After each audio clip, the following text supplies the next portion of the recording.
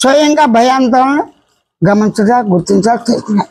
భయాందోళన గమనించే సాక్షి చైతన్యం అనుకున్నాయా, తెలుసుకునే స్వయం జ్ఞానం అనుకున్నాయా, గుర్తించే స్వయం సూచిగా ఉన్నాయా? శబ్దానికి భయం ఉందా, భావానికి భయం ఉందా, నేను ఉన్నాను అన్నవాడికి భయం ఉందా? నేను ఉన్నాను అన్నవాడికే భయం వచ్చింది. ఆ నేను ఉన్నానే శబ్దానికి భయం రాలా అనే భావానికి వచ్చింది. శబ్దం లేకుండా భావం లేదు, భావం లేదు శబ్దం. అంటే భావ శబ్దాలతో శబ్ద భావాలతో నేను ఉన్నాను కణంగా. కణం అంటే ఏంటి? పరమాణుడుగా, సూక్ష్మమైన కణాలుగా, పంచభూతాల సంబంధిత కణాల చేత నేను ఉన్నాను. నేను దేహంగా ఉన్నాను. పంచభూతాల యొక్క కణాల యొక్క మొత్తం గుంపు అంతా కలిసి ఒక ఆకృతిగా చూసినప్పుడు నేను దేహాన్ని. అదే కొన్ని కణాలు కలిసి పంచభూతాలు అన్నీ ఉన్నాయి. కన్నుగా, వెంట్రుకలు కూడా పంచభూతాలు ఉన్నాయి. ఆ పంచభూతాల కణాలు ఎలా ఉన్నాయి? ఆకాశంతోనే ఈ కణాలన్నీ తగిన విధంగా వాటికి అవే కానీ పేర్చి కానీ ఓదాని వెంట కానీ పదాలు, శబ్దాలు, వాక్యాలు అవి అయినాయి. కుర్చీ ఎలాగైంది? చెక్క కుర్చీ చక్రణంతో. దూది ఒత్తి ఎలాగైంది? దూది కణాలతో అయింది. పుస్తకాలకు ఎలాగైంది? కణాలతో వృక్షము, అదే కణంతో పండాకులు, అందులో మన బాదంకాయ. ఇది అంటే ఏదైనా సరే. అయితే ఇక్కడ ఒకటి ఉంది. ఏంటి? నేను ఉన్నాన్నవాడు వ్యవహార జ్ఞానం ఎలా చేయాలి? ఆ భయం ఆందోళన వ్యవహార జ్ఞానంలో ఉన్నాయా, మనసులో ఉన్నాయా, ఎక్కడ ఉన్నాయి, ఎక్కడ లేవు? అంతటా ఉన్నాయి రకరకాల పేర్లతో. అజ్ఞానం కూడా భయాందోళన. మామూలుగా అజ్ఞానం తెలిపోతూ ఉంటాయి. అజ్ఞానం తెలుసుకున్న తర్వాత జ్ఞానం పొందడానికి ఎంత భయం అంటే, ఒకప్పుడు మంచి సౌందర్యంగా వస్తే వికారం అయిపోతుంది. జుట్టు కూడా అసలు చక్కగా ఉంటుంది, రాను రాను రాలిపోతుంది, పోతుంది. అప్పుడు ఏం చేయాలి? దానికి తగ్గట్టుగా ఏదో బిగ్గో ఏదో పెట్టాలి. అంతా ఖర్చే కదా, ఇవన్నీ ఇదే కదా, డబ్బు కావాలి కదా. అంటే తన వృత్తి ఏమిటి? తాను బ్రతకటానికే కాకుండా ఆకలి డబ్బులతోనూ వస్త్రంతోనూ ఉండటానికి గూడికే కాక అది పంపవచ్చు. వీటిని రక్షించుకోవటానికి గూడు కట్టారు. తొడుగులు లేకపోతే చదా ఈ దోమలు, ఒక దోమల బాధకి 8,000 ఖర్చు పెడతారు.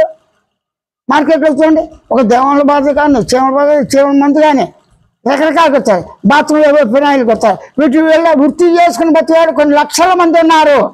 నాస్తికులు ఆస్తికులు ప్రసక్తి లేదు ఇక్కడ. వృత్తిలో నాస్తిక ఆస్తికత్వం రాదు, పాటల్లో ఆస్తిక నాస్తికత్వం రాదు, ప్రేమలో ఆస్తిక నాస్తికత్వం రాదు, మతం రాదు. మానవ సమాజాన్ని మానవుడే ప్రేమిస్తూ మానవుడితో ఉన్నటువంటి సహజీవులతో కూడా వృక్ష జాతి కావచ్చు, జంతు జాతి కావచ్చు, పక్షులు కావచ్చు, క్రిములు కావచ్చు, కీటకాలు కావచ్చు. అదేంటండి కీటక అంటే? అవును తేలున్నాయి, తేలు మంటలకు ఏం చేస్తావు? ఆ తేలు విషయాన్ని తీసుకుని దాన్ని ఇస్తాడు, పాము విషయాన్ని తీసి ఇస్తాడు. అంటే మందుల రూపంగా సమస్త జీవ పదార్థమే కాకుండా చెట్లు, చామలు, కొండలు, రాళ్ళు, రప్పలు, పొడి, మట్టితో సహా మందులే.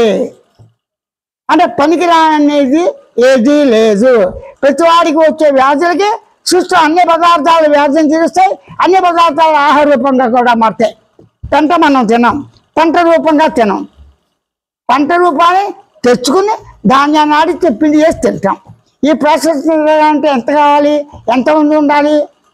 ఉదాహరణకి సూది కావాలి. విస్తరాకు కట్టడానికి నా చిన్న వయసులో బాదం చెట్టు ఇంకేదో ఉంది, పెద్ద ఆకు అంటారు, దాని పేరు గుర్తులేదు. కూచుబుల్ని 2గా ఇలా చేసి ఇలా కుట్టేవాళ్ళం విస్తరాకుని. చక్కగా అడ్డా చెట్టు అవుతుంది అలా పెట్టాం. ఇప్పుడు విస్తరాకులు ఎక్కడ దొరుకుతాయి? అప్పుడు కూడా ఏంటి, మరి రెల్లు గడ్డి దగ్గర పూచీలాగా వస్తాయి పొల్లలు, దాన్ని చీడి చేస్తాం. ఆకులు ఇంట్లో ఉంటాయి, ఏముంది శ్రమ. కానీ అక్కడ ఇండియా ఆ పంటాకులు సరిగ్గా ఉండవు, కాకిరెట్లు, చిలకరెట్లు సరిగ్గా విరిగిపోయినాయి వస్తాయి. వాడు దాంతో వ్యాపారం చేద్దాం. ఉన్నవి 4 చెట్లు చెప్పడంతో పడిపోయాయి. వాడు వ్యాపారం ఏంది?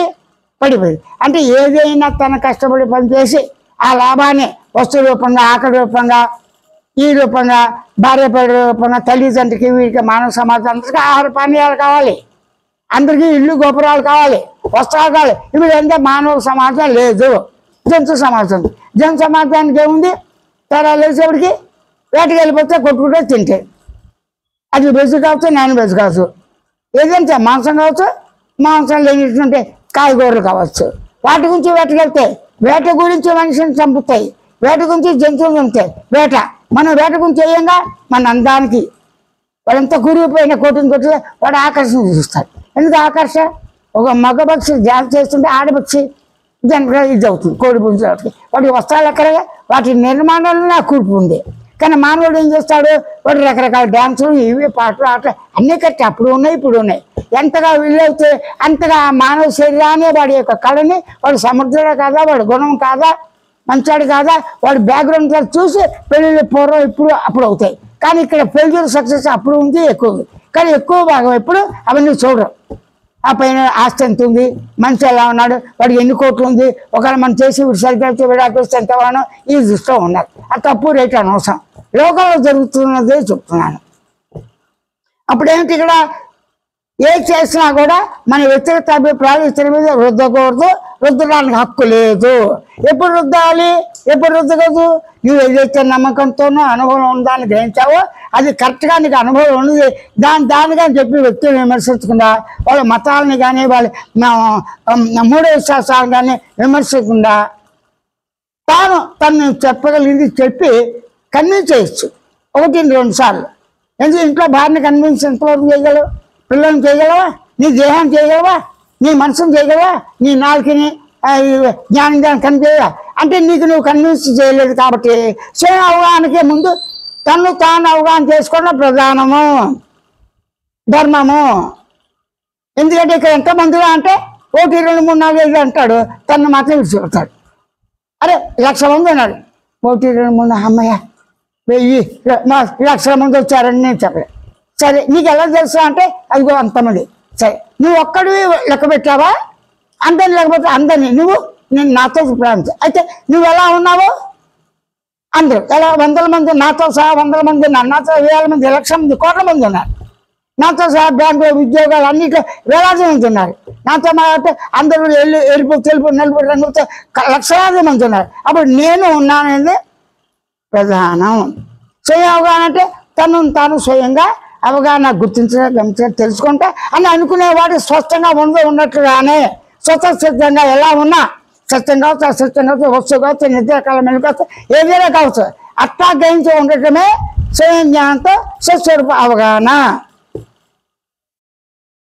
తనను గురించి తను అవగాహన చేసుకోకుండా ఇతరుల యొక్క భావాల వాళ్ళ సంబంధం, తనకి పనిముట్ల సంబంధం ఏదైనా కావచ్చు, దేహ సంబంధించిన పనిముట్లు, వాటి గురించి వాటికి సంబంధించిన వ్యక్తుల గురించి, వాటికి సంబంధించిన వస్తువుల గురించి, వాటికి సంబంధించిన ఏదైనా కావచ్చు, ఆలోచనలు ఎక్కువగా ఉంటాయి. కానీ తన గురించి తాను ఆలోచించాడు.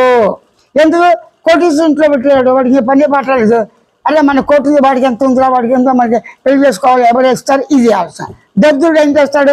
మనకైనా దద్దులు ఉన్నారు, వాడికైనా మనం పెట్టి కొన్ని అడ్డదారు వెళ్తాం, నలుగురిని కలుపుకొని కొట్టేది రాత్రులు అనుకుంటారు. లేకపోతే యజమాని కూడా మోసం చేసేప్పుడు గవర్నమెంట్ని వీటిని చేస్తారు. అప్పుడు ఇప్పుడు లంచాలు తీసుకొని మీకు తెలుసుగా అనేది ఫీల్డ్.